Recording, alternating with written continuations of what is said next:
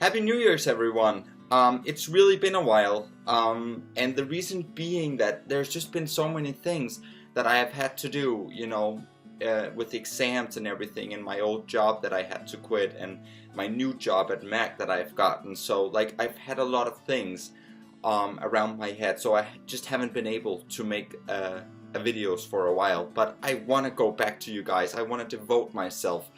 And I felt like I couldn't really do that, and if I want to do it, I want to do it for real, I want to dedicate myself to this. I want you guys to have quality content, and I felt like my sort of quality has sort of gone down, like, in about this period. So, I just really wanted to, like, re-establish this quality in my videos, and this is what's gonna happen right now.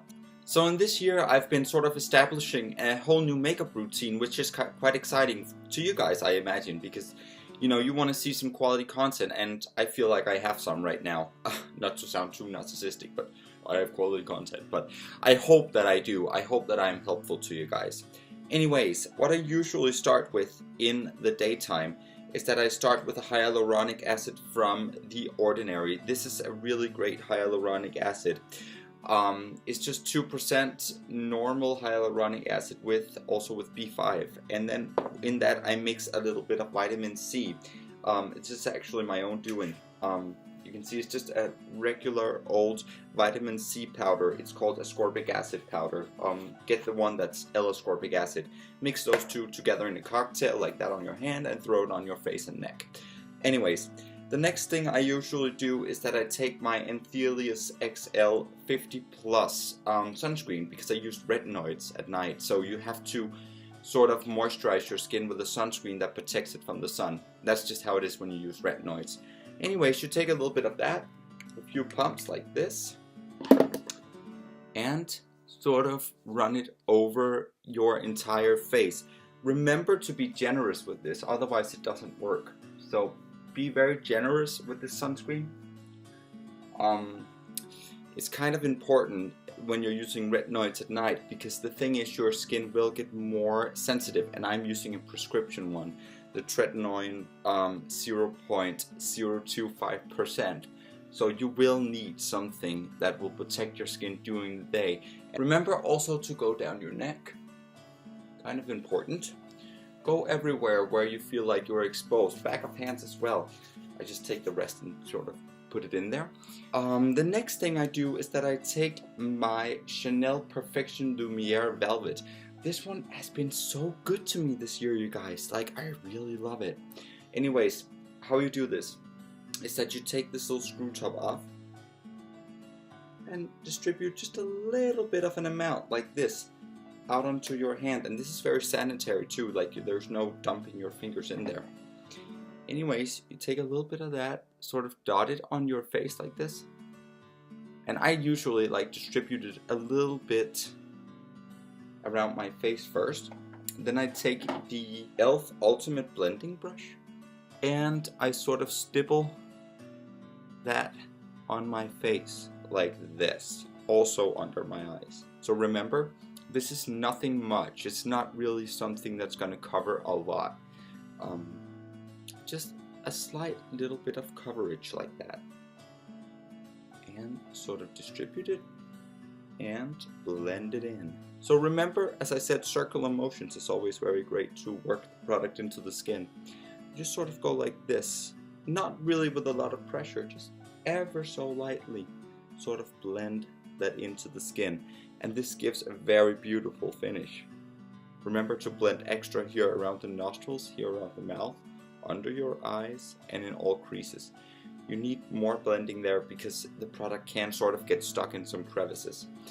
Anyways, I do that on my entire face. Oh, by the way, I am using the shade called 20 Beige. 20 Beige.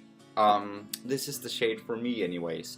So if you have matched with some of my other shades of foundation that I have used and that has been working out for you, I feel like 20 Beige is going to be good for you, because this is a very sort of neutral undertone with slight yellow in it too, which is very great. So it's neutral to golden undertones in this foundation, which is perfect for me. I kind of blended down my neck anyways, just to, I kind of blended down my neck anyways, just to sort of equalize the color between my face and my neck, which is, you know, obviously kind of important. Oftentimes, I don't even use concealer because I don't think that I need it that much, and I really think it's a whole lot of makeup, you know, like, and I really don't need that. So the next step is my MAC Studio Fix in NC30. Kind of go in with like a large fluffy brush like this one, and kind of work it into the skin on a very, very light layer, you know. Not anything heavy, not anything overly done. I go under my eyes with this too, you know. So that will also help equalize the color a little bit. I really have been seeing this trend of piling on way too much makeup, and I don't like it. I really don't like it. I must admit, like, I have sort of gone on that wave myself, but I kind of does not like it. I think it's gotta look natural. It's gotta look like your skin, and I think it's such a shame when it doesn't. So I just say a light layer of this, especially under the eyes, because we don't have any concealer on. Like that. And that is the base. The next thing I'm usually going in with is a bronzer. The bronzer that I currently use is the Essence Matte Bronzing Powder for lighter skin. It says lighter skin right there. Anyways, this is a huge pan, and I love that I really can get in there. And this one has a really like sort of neutral undertone that's looking so flattering on like a lot of skin tones, especially really light people like me. So really you can go in there, really sort of stir it around and really get your brush evenly coated. Tap it off and sort of go around the parameters of your face, warming that up. And it's just been working so well for me, and it does smell like coconut. I'm not sure that I like that fragrance. I mean, I do like it. I think it smells pleasant. But the thing is, I know that it's not the best for my skin. But it's just so beautiful, I just can't help it. So I kind of put that in there and kind of like work it all the way down in the crevices of my face and also on my neck to sort of equalize the color between my face and my neck. And that warms up my face very nicely. The next thing I'll be using is the NYX Baked Blush. This one I'm not really sure about yet. The reason being that it's kind of like, you know, translucent. It's like you can't really see it once it's on. I'll demonstrate. Look, I'm going in like heavy, getting in there, right? And when I work it into my face, it really doesn't show up too much. Look, there is a little bit of color, but it's nothing that really does show up. It shows up actually more on camera than it does in real life. I just feel like it's kind of sheer. I like it for natural days. I will say that. Like if I really just want like barely anything on my cheeks. And it does provide a great glow. I'll say that. Look, it's a beautiful glow. But the problem is it doesn't really show too much. So what I usually go in with after that, and I think I'll eventually be replacing this. I do not recommend that you buy this one because, you know, it doesn't really show. So I use my own making. I've been making my own blush. So it's just like a sort of a blush powder, and this one is sort of in the color or inspired by the color Pinch Me and Milani Luminoso. Beautiful colors, beautiful colors. The one of them is MAC and the other one is Milani.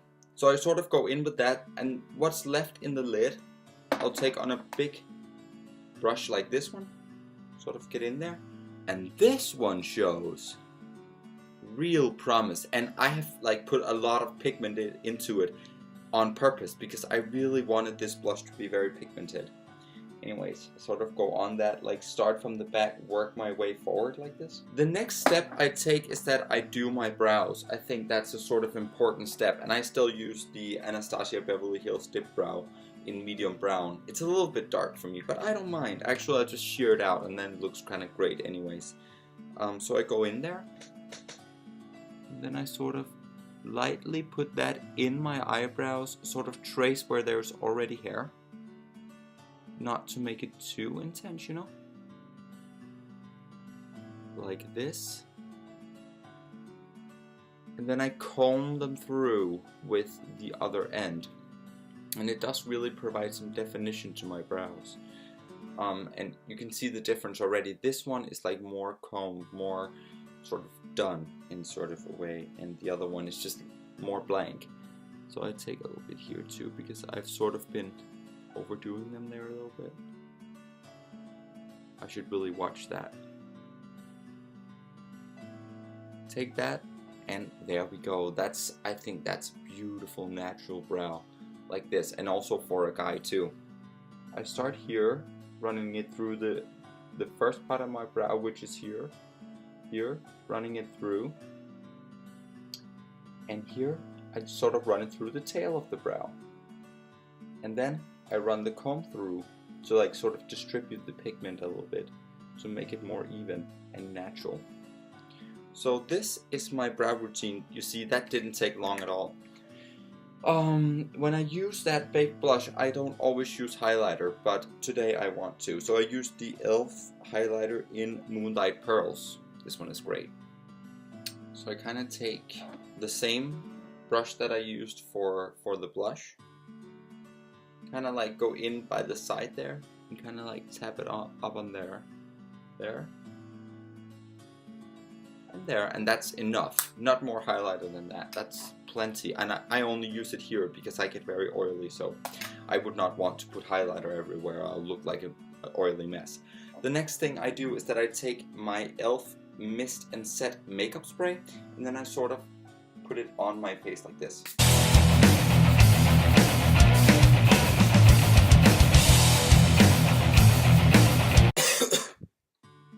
And that will really set my makeup, which is very important. You know, you do want to set your makeup. And then I sort of fan it down with my hands, because right now I look a little dewy, I will say. The next thing I do is that I take my ID wax, put that in my hair, just a little bit of dollop like this. And that's sufficient. Kind of like work that into my hair, like this. Sort of run it through, basically run it through my hair, like this, and that provides this very shiny, beautiful finish that I like. It just looks very glossy and very done, you know. I'll take my Rimmel Stay Matte powder in the color 001 Transparent, so it's translucent, but you see I'm a little bit dewy right now. So I'll take a big brush like this one, I'll sort of run it through the powder, just put a little bit on there, and sort of mattify the areas where I feel like I've gotten a little bit too dewy. And that's usually in my T-zone.